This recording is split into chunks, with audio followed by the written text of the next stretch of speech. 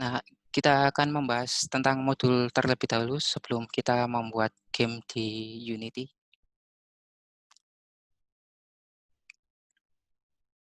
Yang pertama itu pengenalan tentang Unity, yaitu game engine yang dikembangkan oleh David Helgeson pada tahun 2014, yang menurut dia untuk membantu game indie developer karena harga sebuah game engine yang sangat mahal pada waktu itu. Nah, seperti yang saya bilang di awal, Unity memiliki kelebihannya itu dapat mendevelop sebuah game di banyak platform seperti smartphone, PC, bahkan konsol game. Bahkan untuk saat ini Unity mampu untuk membuat game dengan teknologi augmented reality maupun virtual reality. Nah, yang pertama itu install Unity terlebih dahulu. Kita bisa mendownload melalui Unity Hub.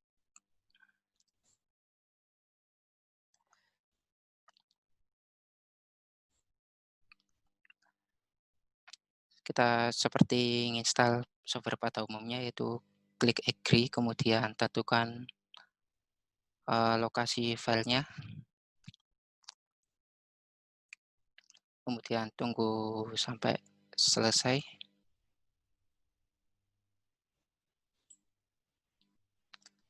Tunggu instalasinya sampai selesai, kemudian kita tentuin versi Unity-nya di sini dengan cara klik add ini.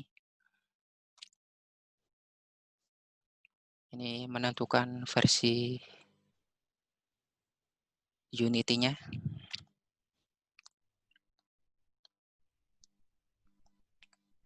Nah, ini adalah untuk mendownload beberapa platform.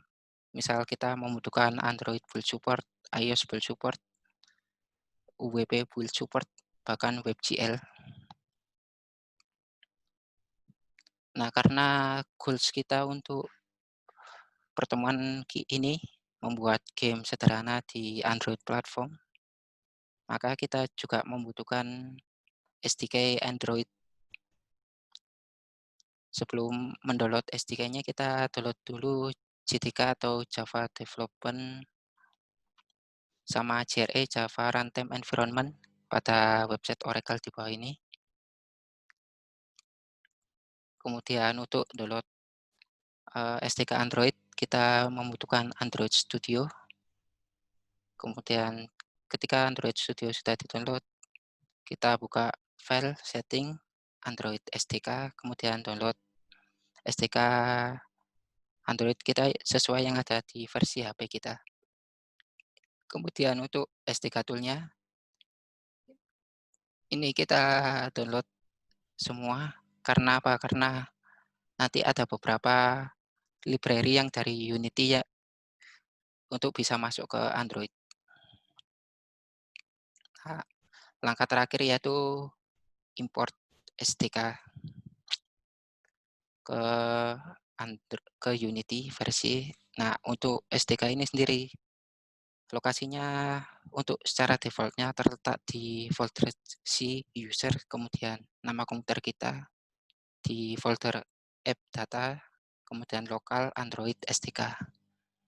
Nah, untuk JDK lokasinya itu di C program file Java JDK versi yang kita install.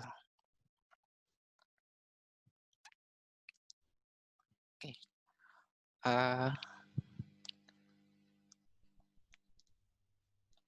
Kemudian ini modul kita, yaitu membuat game semacam Flappy Bird dengan Unity yang akan kita build di Android.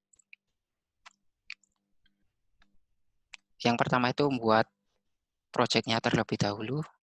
Kita tentuin environment-nya yaitu 2 dimensi.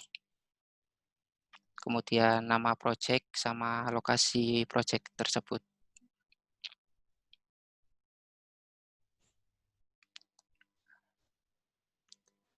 Nah, langkah selanjutnya yaitu memindah dari runtime-nya PC ke Android dengan cara klik file, kemudian full setting, lalu klik bagian Android, kemudian switch platform.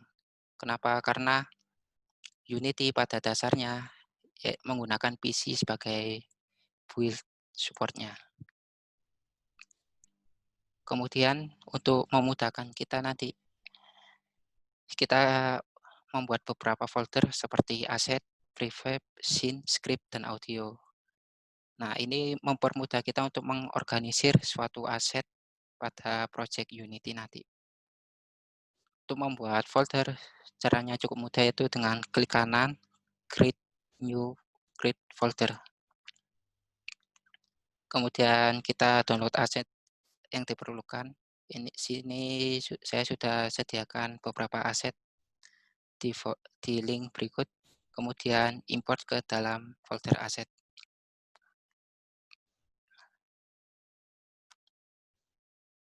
Kemudian karena aset di Unity secara default dia belum bisa dikatakan sebagai sprite to the NUI, kita harus mengconvert terlebih dahulu ke sprite to the NUI dengan cara klik aset yang ada di folder, kemudian di bagian inspektor itu di sebelah kanan, itu kemudian kita ubah di tekstur type-nya menjadi sprite to the NUI, kemudian kita apply. Ini dilakukan semua pada semua aset. Kemudian untuk membuat background yang sesuai dengan tampilan layar, itu klik kanan pada hierarki. Hierarki itu di bagian kiri Unity, kemudian klik UI, image.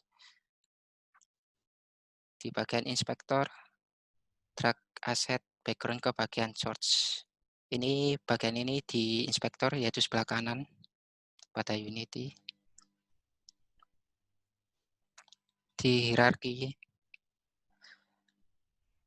pada bagian canvas ini, klik screen space kamera, kemudian drag main kamera yang ada di Unity ke bagian ini. Fungsinya apa? Fungsinya ini untuk apa itu istilahnya, menyesuaikan antara kanvas dengan ukuran layar yang ada di kamera kita, atau ya menyesuaikan dengan resolusi. Kemudian atur, ini ada yang terlupa sih, atur bagian pada background pada order in layer menjadi 0 supaya dia berada di bagian bawah dari player.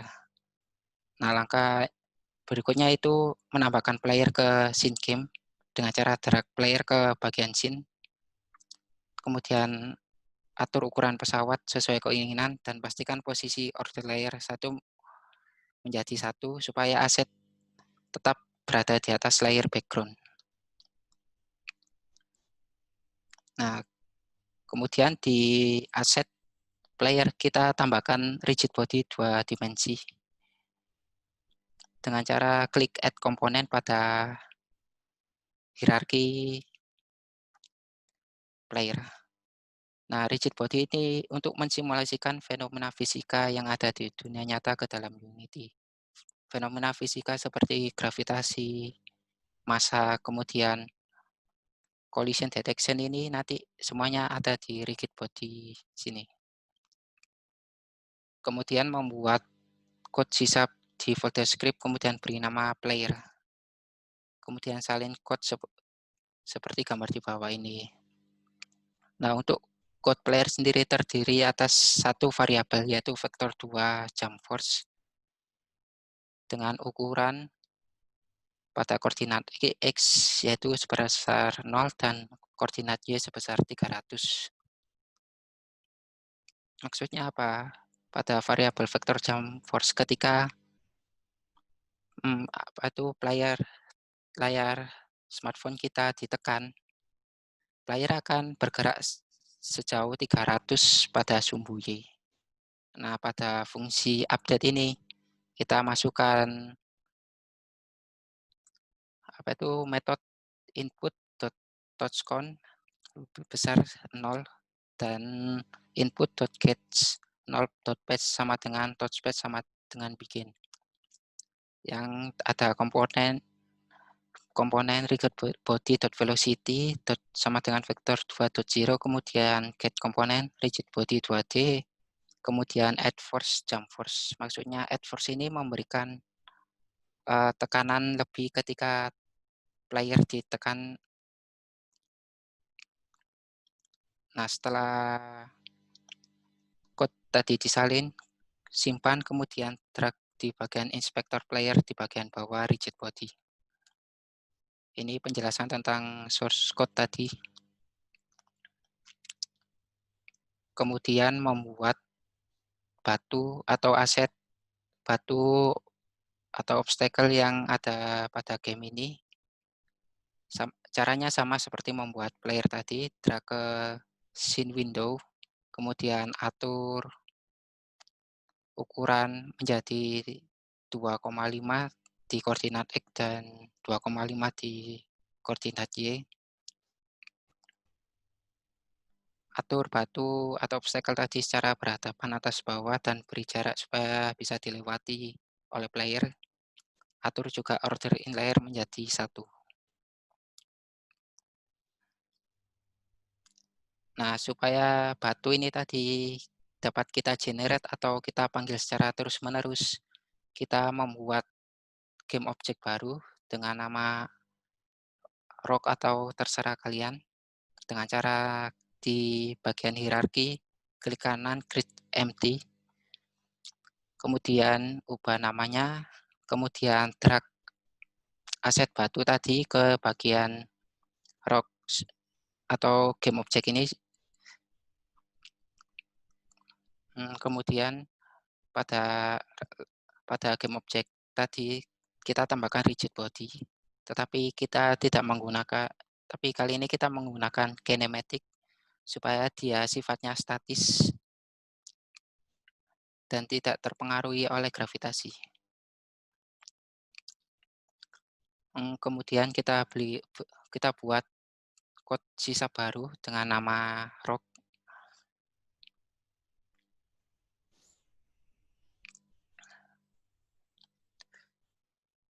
Pada code ini terdapat satu variabel bernama vektor 2 velocity dengan yang kita atur dengan koordinat main path dan pada sumbu X dan 0 pada sumbu Y. Maksudnya apa? Maksudnya objek ini akan bergerak sebanyak negatif 4 ke kiri. Pada void start ini fungsi yang hanya dipanggil sekali ketika game itu dimulai. Yang ada metode get component, dia itu mengambil komponen dari rigid body berupa velocity dan dibuat objek baru bernama velocity dari variabel ini.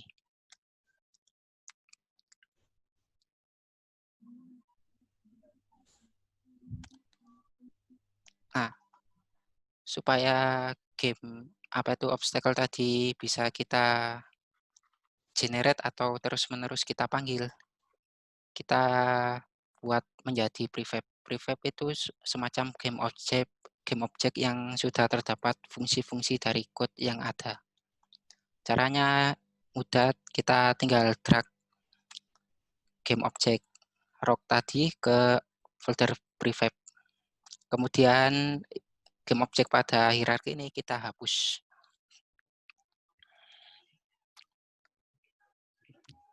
Kemudian setelah dihapus tadi, kita buat game objek baru bernama generate rock yang fungsinya dia akan memanggil game objek rock secara terus-menerus.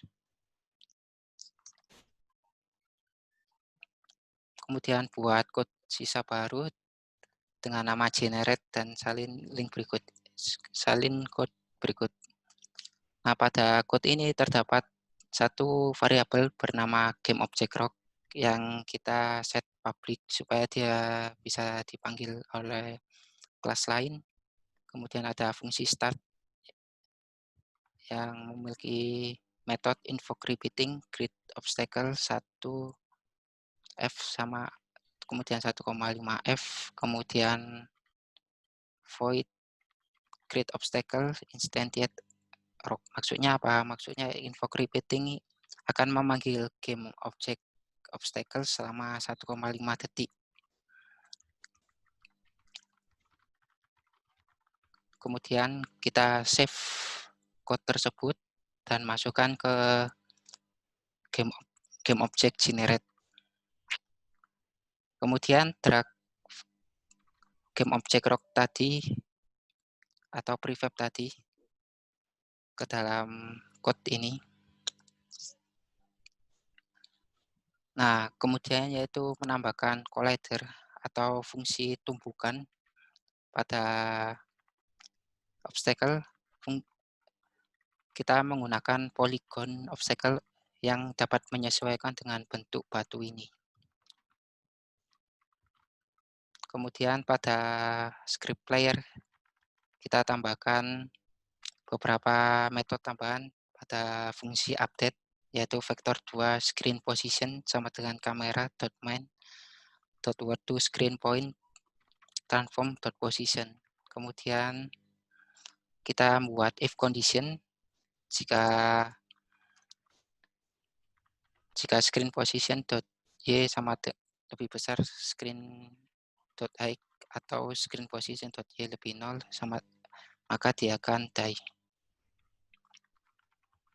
Terus kita buat satu fungsi baru yaitu on collision enter 2D. Kemudian kita panggil fungsi die. Nah, fungsi die ini sendiri. Kemudian fungsi die ini akan merestart game tersebut. Maksudnya ketika player menyentuh obstacle batu, maka dia akan merestart game secara otomatis. Kemudian membuat obstacle menjadi random atau tidak beraturan modelnya dengan cara pada script obstacle yang telah dibuat tambahkan beberapa code seperti variabel float range, yaitu jarak antara obstacle baru sama obstacle lama sebanyak 4 detik. Kemudian pada fungsi start kita tambahkan transform.position sama dengan new vector 3 transform.position.x. Kemudian .y dikurangi range dikali random.value, transform.position.z. Nah, untuk membuat background pada main kamera di Unity kita add komponen yaitu audio source, kemudian drag file audio.bgm mp3 ke bagian audio clip, kemudian centang loop agar background musik tidak berhenti ketika durasi BGM telah selesai. Nah, ini cara untuk membuat scoring pada Unity. Kita klik kanan pada canvas, UI, kemudian teks. Nah, pada bagian teks ini kita hapus, terus kemudian kita sesuaiin font sama ukuran font kita sesuai keinginan masing-masing.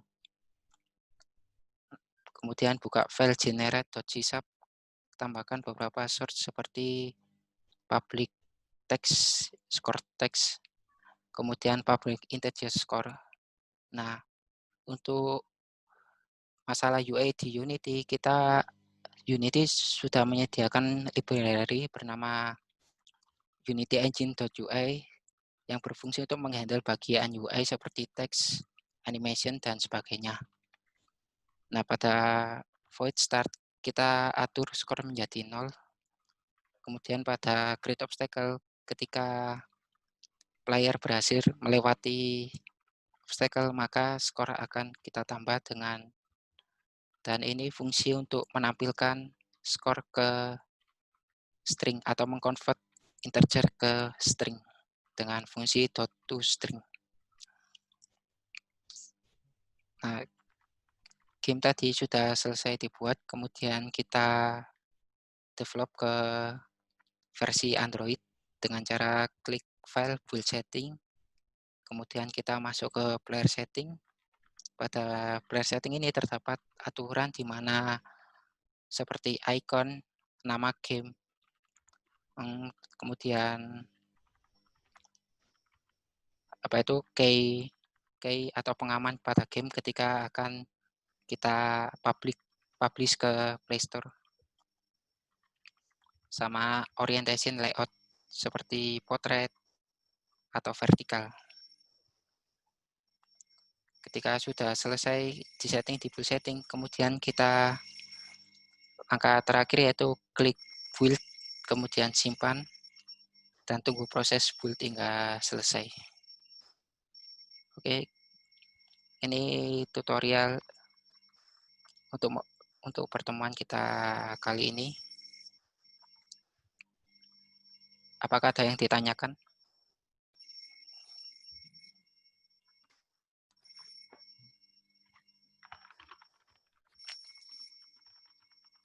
Yusril, Mas, kayaknya kemarin ada modul videonya ya Mas ya? Oh iya, ada modul videonya juga. Nah, mungkin sebagian teman-teman mungkin ada yang masih baru dan kalau kita jelasinnya di teks saja mungkin ada yang sulit membayangkan Mas. Mungkin bisa ditampilin videonya dari awal proses pembuatannya supaya teman-teman di sini juga bisa dengan mudah untuk membayangkan. Itu sih Mas menurut saya Mas Yusril. Oh, oke Mas.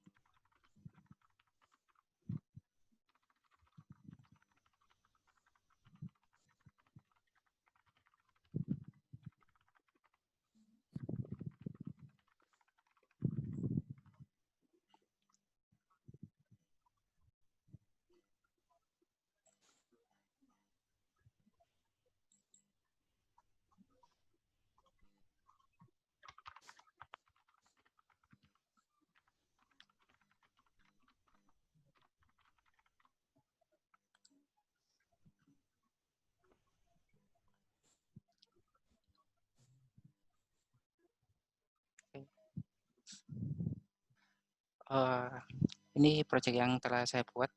Saya akan buat ulang. Itu kita pernah membuat scene baru.